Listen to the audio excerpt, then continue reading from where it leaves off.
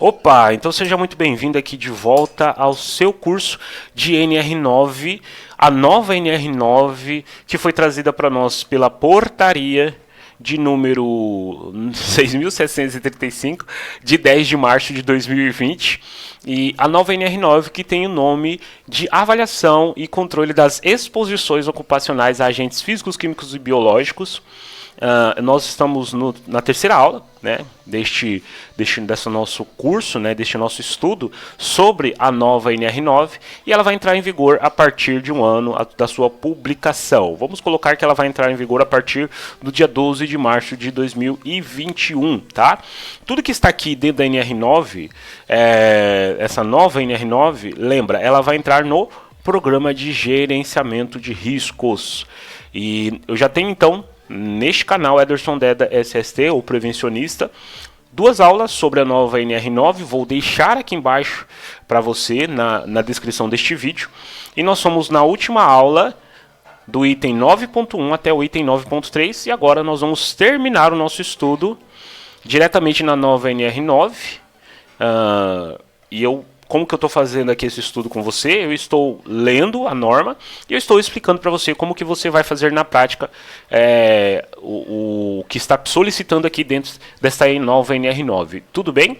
Item 9.4, se inscreva no canal se você ainda não é inscrito. É importante demais para você se inscrever no canal, porque você vai ver todo o conteúdo que eu já tenho aqui, inclusive essas duas últimas aulas. Essa é a nossa parte de número 3, fora os outros conteúdos que eu já tenho no canal e que virão ainda, e você vai ser avisado com prioridade, caso você esteja inscrito aqui no canal, sobre todo o estudo, tudo que eu estou trazendo aqui relacionado à nossa área de saúde e segurança do trabalho. Tudo bem?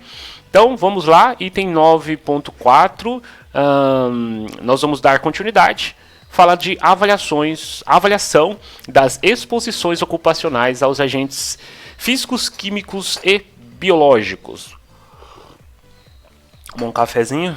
Vamos lá, 9.4.1 eu vou ler e eu vou explicar para você. Este item aqui é um item muito importante, presta atenção. Deve ser realizada análise preliminar das atividades de trabalho e dos dados já disponíveis relativos aos agentes físicos, químicos e biológicos. Legal. Para quê? A fim de determinar a necessidade de adoção direta de medidas de prevenção ou de realização de avaliações qualitativas ou, quando aplicáveis, de avaliações quantitativas. Item extremamente importante, e eu quero que você preste bastante atenção no que eu vou te explicar agora. O que a norma está falando aí pra gente? Lembra, tudo isso é no PGR. Suponhamos que você vai, em março, já começar o seu programa de gerenciamento de riscos. Lembra que sai PPRA, entra o PGR, e você precisa, então, antes mesmo de fazer uma avaliação quantitativa e uma avaliação qualitativa, faça uma análise preliminar das atividades. Dentro dessas atividades, até no seu PPRA mesmo, por exemplo, você já tem avaliações relacionadas aos agentes físicos, químicos e biológicos. Você pode aplicar medidas de adoção direta de prevenção. Você não precisa nem fazer uma avaliação qualitativa e nem quantitativa. Vou exemplificar para você. Suponhamos que você tem um trabalhador na pesagem. Este trabalhador ele faz pesagem de álcool. Tudo bem? Álcool. E ele está ali exposto aos vapores, gases do álcool. Ele fala para você que toda vez que ele faz aquela pesagem do álcool para entregar para a produção, ele sente tontura, ele sente um mal-estar. Você vai no local, você já tem dados de repente desta pesagem no seu PPRA, e agora você vai mudar para o seu PGR. Você já tem os dados desta pesagem, já tem os dados relacionados aos agentes físicos, químicos e biológicos, inclusive dados quantitativos. Você vai fazer o seu PGR, vai lá no local, peça para ele fazer o processo, e ali você vê o que precisa ser feito de forma direta, sem uma avaliação qualitativa e nem quantitativa. Poxa, de repente, este trabalhador ali, ele já está te dando uma solução antes mesmo de você pedir uma avaliação quantitativa. E aí você acaba até economizando para a empresa que você trabalha ou presta serviço como consultor. E você pode aplicar uma medida direta, um exaustor mais forte, de repente um processo mais diferenciado, um fracionamento melhor desta atividade, um EPI que atende mais esse trabalhador, né, respeitando sempre aquela hierarquia das medidas de controle. Então, você não precisa fazer uma avaliação qualitativa nem quantitativa neste setor.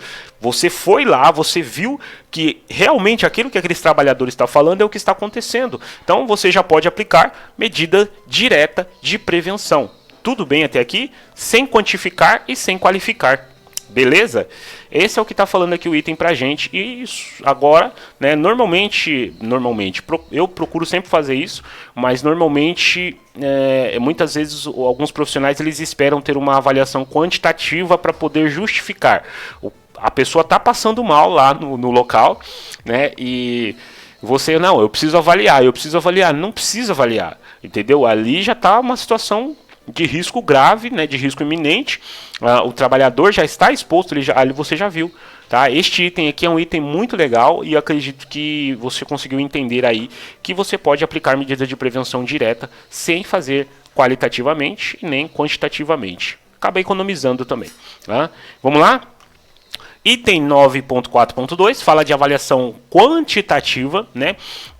Para que serve a avaliação quantitativa e quando ela é aplicável? Fala aqui no item A, comprovar o controle da exposição ocupacional aos agentes identificados, dimensionar a exposição ocupacional dos grupos de trabalhadores, né, GHE, GSE, e subsidiar o equacionamento das medidas de prevenção. E aqui nós estamos, então, falando de avaliações quantitativas, tá? Esses são os 3 itens para que servem as avaliações quantitativas, ok? Quando a gente fala em subsidiar, ele pode ser dar suporte, né? O equacionamento das medidas de prevenção, né? Esse item aqui, né? Às vezes essas palavras elas vêm, a gente, como assim subsidiar, né? O equacionamento das medidas de prevenção é nada mais, nada menos do que dar suporte ao processo de medidas de prevenção, né? Dividir as medidas de prevenção nos locais relacionados ali aos trabalhadores que estão expostos aos agentes físicos, químicos e biológicos de forma igualitária, vamos assim dizer, ok? E vamos lá, 9.4.2.1. A avaliação quantitativa deve ser representativa da exposição ocupacional, abrangendo aspectos organizacionais e condições ambientais que envolvam o trabalhador no exercício das suas atividades. Aqui está falando de detalhes, né? Importante que você coloque os detalhes no PGR deste trabalhador e dessa exposição do trabalhador aos agentes químicos, físicos e biológicos. E também coloque ali grupo homogêneo de exposição, porque fala que deve ser representativa ou grupo similar de exposição, né? Se você trabalha com GSE ou GHE, não tem problema nenhum, ok? Vamos andando aqui, deixa eu subir aqui um pouquinho. 9.4.3 fala que os resultados das avaliações das exposições ocupacionais devem ser inseridos no PGR. Só precisa colocar o resultado no PGR. Você não precisa colocar o histograma das avaliações. Guarde esses dados com você. O resultado, eu falei do álcool, avaliou o álcool, deu um valor de tantos ppm. Coloque este resultado no inventário de riscos do seu PGR, tá? Nada mais, nada menos do que isso. Só o resultado, o histórico de como você tirou este resultado, contratou uma empresa ou você mesmo fez avaliação quantitativa e qualitativa, isso você pode guardar com você mesmo, tá? No inventário de riscos do PGR só vai o resultado, E quem te falar ao contrário, não acredita. As avaliações das exposições ocupacionais devem ser registradas pela organização conforme os aspectos específicos constantes nos anexos da SNR. Lembrando que, lá na primeira aula, nós já vimos que esta norma regulamentadora não tem anexo por enquanto. Tá bom? 9.5, medidas de prevenção de controle e controle das exposições ocupacionais aos agentes físicos, químicos e biológicos, já é um outro item, tá? As medidas, aqui também fala de anexos, tá? Eu vou até pular esse 9.5.1, porque não tem anexo ainda na norma, pelo menos até o presente momento, tá? Estou gravando este vídeo em agosto de 2020, então no momento nós não temos anexo dessa norma. 9.5.2 devem ser adotadas as medidas para eliminação ou controle das exposições ocupacionais dos agentes físicos, químicos e biológicos em relação aos anexos desta NR e em conformidade com o programa de gerenciamento de riscos. Então isso aqui é importante. Primeiro, para que nós fazemos essa avaliação e controle dos riscos? Primeiro, para eliminar, né? O foco é eliminar. Não conseguir eliminar, eu vou controlar, tudo bem? Primeiro, sempre você precisa ter na sua cabeça a avaliação desta exposição, ela serve para eliminar a exposição, mas muitas vezes a gente não consegue eliminar, então eu preciso fazer o controle, tá? Relacionado aí em interação com os anexos que ainda virão da norma, e também em relação aí aos cuidados que você colocou no programa de gerenciamento de riscos. Primeiro, sempre a eliminação. Não conseguir eliminar, eu preciso fazer um controle desses riscos, dessas exposições desses agentes físicos, químicos e biológicos. Tudo bem até aqui? Tá ficando claro para você? As medidas de prevenção e controle das exposições ocupacionais integram os controles dos riscos do PGR e devem ser incorporados ao plano de ação.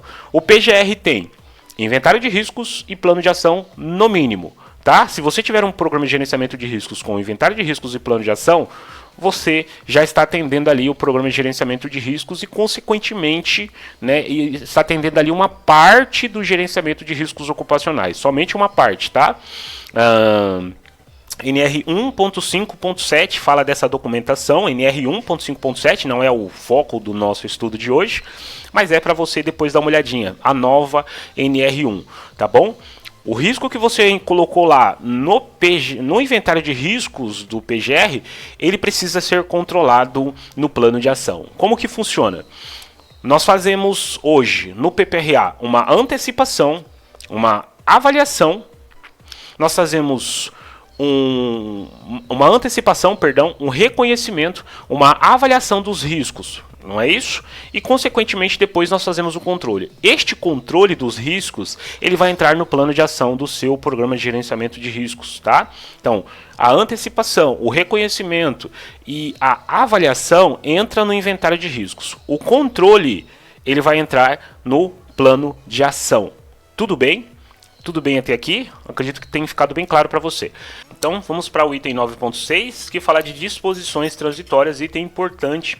Você, principalmente porque a norma ela não tem anexos ainda. Isso é o que fala no item 9.6.1, que fala que enquanto não forem estabelecidos os anexos desta norma, devem ser adotados para fim de medidas de prevenção.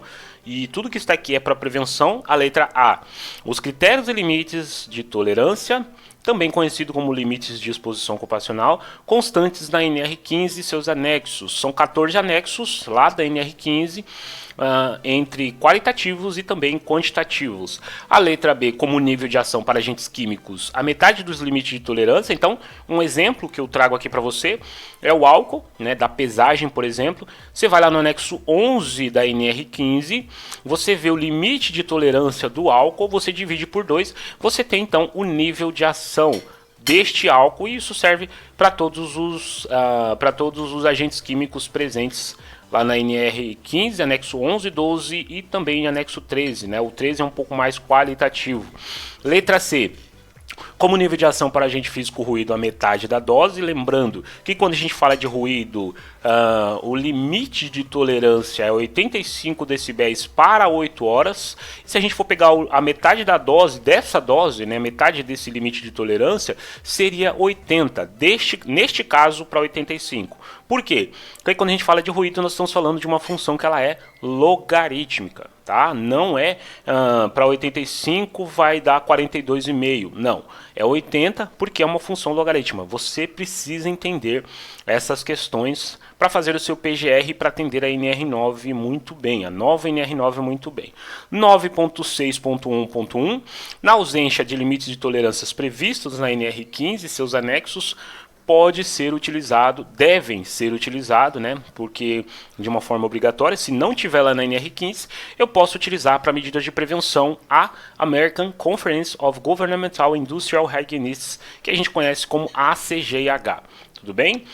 Então, 9.6.1.2 fala sobre o nível de ação. O que é o nível de ação? Nível de ação é o valor acima do qual devem ser implementadas ações de controle sistemático de forma a minimizar a probabilidade de que as exposições ocupacionais ultrapassem os limites de exposição. É um valor onde eu tenho ali, se eu for colocar o nível de ação em uma imagem para você, suponhamos que você precisa entender como um semáforo, tá? O verde é onde eu estou num nível aceitável. O amarelo é o nível de ação, tá? O amarelo é o nível de ação. Eu não posso chegar no vermelho. O amarelo é o momento em que eu tenho que tomar cuidado e é o momento que eu preciso implementar medidas de prevenção melhores para não chegar no limite de tolerância, limite de exposição ocupacional, ou mesmo não ultrapassar o limite de tolerância. Tudo bem até aqui? E assim nós terminamos então o nosso estudo sobre a nova norma regulamentadora de número 9. Espero que você tenha gostado demais desse estudo. Acredito que já trouxe para você um excelente norte aí. Lembrando que tudo isso vai entrar no seu programa de gerenciamento de riscos para atendimento também ao gerenciamento de riscos ocupacionais da nova norma regulamentadora de número 1. Ok? Compartilhe este vídeo se você gostou. E vejo você então no próximo vídeo. Abraços e Deus abençoe.